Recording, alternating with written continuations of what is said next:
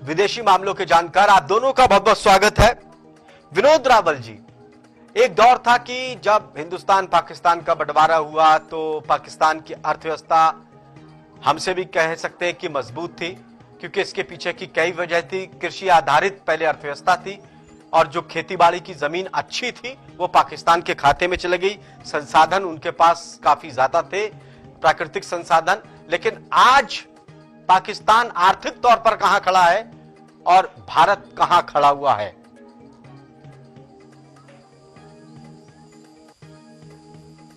देखिए, जहां तक आप बात कर रहे हैं भारत और पाकिस्तान के कंपैरिजन की, तो मेरे ख्याल से आज के सिनेरियो में अगर हम बात करें तो शायद कंपैरिजन ही नहीं है। भारत की जो इकोनॉमी है, जो भारत की जो जीडीपी है, वो पाकिस्तान से 10 गुना बड़ी है। उनकी इकोनॉमी 376 बिलियन की है, मतलब 37,600 करोड़। और जबकि भारत की जो जीडीपी नॉमिनल जो हमारी है 3,70,000 करोड़ है। तो ये तो कोई कंपैरिजन है ही नहीं उनके साथ। और दूसरा, अभी आपकी स्क्रीन पे मैं डाटा देख रहा था, आपने दिखाया कि भारत का स्टैग्नेंट है 6.5% से। पिछले 3 साल से हम एक ही गति से आगे बढ़ रहे हैं। अगर हम गिरे नहीं, बढ़े नहीं है तो गिरे भी नहीं है। और इस सिनेरियो के अंदर मेंटेन करना आफ्टर कोविड के अंदर, ये बहुत बड़ी बात थी। और इसके लिए बिल्कुल सरकार को इस बात के लिए सैल्यूट किया जाना चाहिए। और जिस तरह से महंगाई की हालत है, आपने सिर्फ बात की जीडीपी ग्रोथ रेट की, आप महंगाई दर की अगर आप बात करें तो भारत इस वक्त 5.4% से हमारी जो इन्फ्लेशन रेट है, और पाकिस्तान का इन्फ्लेशन रेट सुनना चाहेंगे आप? 29%, 29%। It is more than almost 6 times.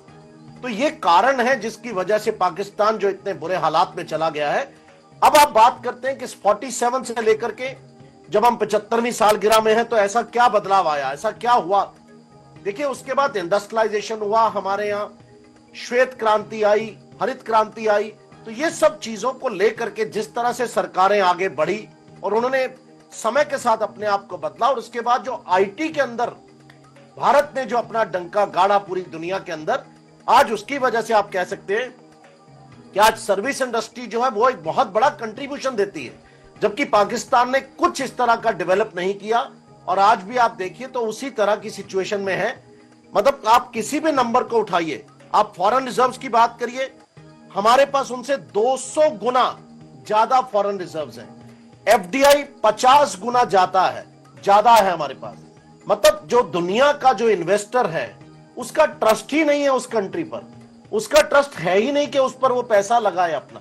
तो आप खाली कर्ज लेने के अलावा आपके पास चारा नहीं है। और एक दिन ये कर्ज भी, आपने अभी बताया कि बिजली जो है 17% इंक्रीज हो गई है पिछले कुछ समय में, और 155% पिछले 1.5 साल के अंदर। तो ये इशारा कर रहा है कि कंट्री की इकोनॉमी किस तरफ चली गई है। तो मेरे ख्याल से तो आपने जो फटेहाल शब्द इस्तेमाल किया था, मुझे लगता है उससे भी बुरा हाल है। शायद तन ढांपने को कपड़ा भी नहीं है, कपड़ा होगा तो फटेगा। अब बांग्लादेश और पाकिस्तान से अगर हम अर्थव्यवस्था को लेकर कंपेयर करते हैं तो हम तो आगे हैं, लेकिन हम किससे तुलना कर रहे हैं? अगर चीन से, जापान से, अमेरिका से अगर तुलना करें तो हम फिर बहुत पीछे हैं।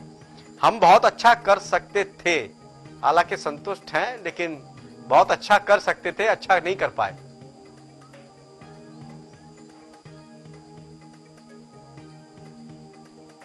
विनोद रावल जी, आवाज नहीं पहुंच पा रही। हाँ, माफी दीजिएगा। अब आप देखिए, मैं बिल्कुल आपसे सहमत हूं, और मैंने पहले ही कहा था कि ये कंपैरिजन नहीं है। तो प्रोफेसर साहब, बिल्कुल आप और हम सहमत हैं इस बात पर कि ये कंपैरिजन कहीं नहीं है। एक फटेहाल व्यक्ति का एक संपन्न व्यक्ति के साथ, भले ही वो मिडिल क्लास हो, आपकी भाषा में मैं कह सकता हूं कि विकसित को आप संपन्न कह दीजिए और भारत को आप मिडिल क्लास में या विकसित जिसको हम कहते हैं उसमें है।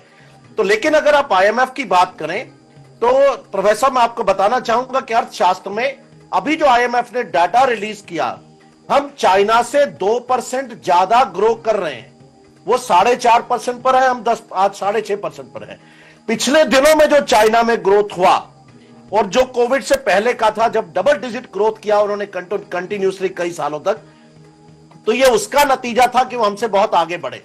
लेकिन जिस तरह से अब ये देश ने एक रफ्तार पकड़ी है, जिस तरह से ये देश आगे बढ़ा है, आप ये देखिए कि हम बहुत तेजी से और एक कंसिस्टेंट ग्रोथ के साथ चल रहे हैं। इकोनॉमी में सबसे जरूरी होता है कि आप एक कंसिस्टेंट ग्रोथ पे रहें, आप गिरे नहीं। क्योंकि जिस हालात में से हम निकल करके आए और जिस पॉपुलेशन साइज को हम लेकर के चल रहे हैं, आज 150 करोड़ का ये देश है।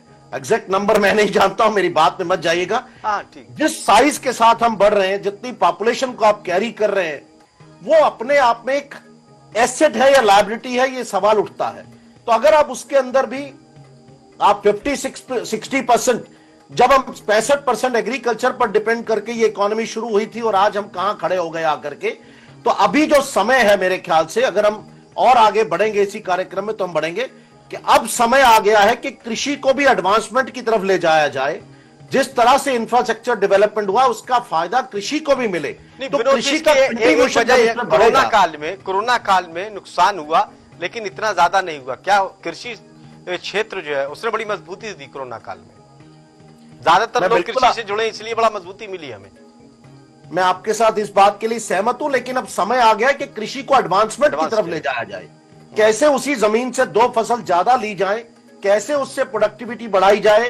कम लोग, ज्यादातर जो गांव के लोग हैं, जैसे वो आज का बेटा किसानी में नहीं जाना चाहता, तो कैसे उसको इस तरफ मोड़ा जाए और कैसे उससे रोजगार पैदा किया जाए कि उसके लिए गांव में रोजगार हो, उस गांव को शहर की तरह डेवलप किया जाए, जिस तरह से विकसित देशों में किया जाता है कि उनका जो सबब है उसमें रहने का भी एक आनंद है अपना। वहां भी लोग कृषि करते हैं, ऐसा नहीं कि वहां कृषि फार्म्स नहीं होते, लेकिन इतना एडवांसमेंट है और इतना कंप्यूटर से। लेकिन विनोद साहब, आप जानते हैं अर्थशास्त्री के तौर पर कि कृषि के क्षेत्र में विकास बड़ा धीमी हो गया। लोगों को अपना घर चलाना बड़ा मुश्किल है। एक वजह यह भी है, जो लोग पहले जमींदार थे उनके बच्चे आजकल देख रहे हैं आप क्या कर रहे हैं, कितना पिछड़ गए। देखिए, उसका एक कारण रहा कि उनको प्रॉपर एटमॉस्फेयर नहीं दिया गया। ऐसा नहीं कि वो नहीं करना चाहते थे, लेकिन आपने कहा कि घर चलाना मुश्किल हो गया, तो जिस घर में 4 लोगों से घर नहीं चल रहा है वहां 6 से कैसे चलता? तो 2 वहां से निकले, तो उसका भी नुकसान हुआ इस देश को कि वो जब किसानी छोड़ करके परिवार भी टुकड़े और माइक्रो में डिवाइड, जो ज्वाइंट फैमिलीज थी वो बट गई और माइक्रो फैमिलीज में कन्वर्ट हुई, तो उसका नुकसान हुआ। लेकिन जिस तरह से अब रफ्तार, मैं फिर से कहूंगा, भले ही गिरी साहब कह सकते हैं कि मैं संतुष्ट नहीं हूं, पर मैं कहीं ना कहीं इस ब्लूप्रिंट के साथ संतुष्ट हूं कि जो ब्लूप्रिंट पे हमने रफ्तार पकड़ी है, जिस तरह से हम चल रहे हैं, और जिस तरह से अगर किसानी के अंदर भी, एग्रीकल्चर सेक्टर के अंदर भी अगर डेवलपमेंट आती है और उसको भी वही टेक्नोलॉजी का लाभ मिलता है, और यही जो आज के जिस युग के अंदर हम आ गए, जैसे अभी कंप्यूटर से हम आर्टिफिशियल इंटेलिजेंस की तरफ जा रहे हैं, तो अगर ये कहीं आगे रफ्तार पकड़ता है और इसका फायदा उस किसान को भी मिलता है, तो मैं ऐसी उम्मीद करता हूं कि जो बेटा आज मेरे जैसे लोग भी गांव छोड़ करके हम आज शहरों में आए, यहां बसे, ठीक है, हम लोग अपनी जगह पर आकर सेटल हुए, लेकिन हम अपनी रूट से हटे, हम अपनी रूट पर आज भी वापस रहना चाहते हैं, हमें कोई एतराज नहीं। बिल्कुल, हम सबका यही है। हम भले ही बड़े बड़े शहरों में रह रहे हैं, लेकिन हमारी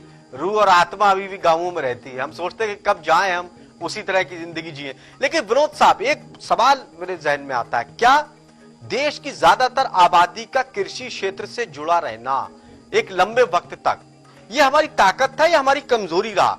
अर्थव्यवस्था को हमारा इतनी तेजी से नहीं बढ़ने दिया इसने।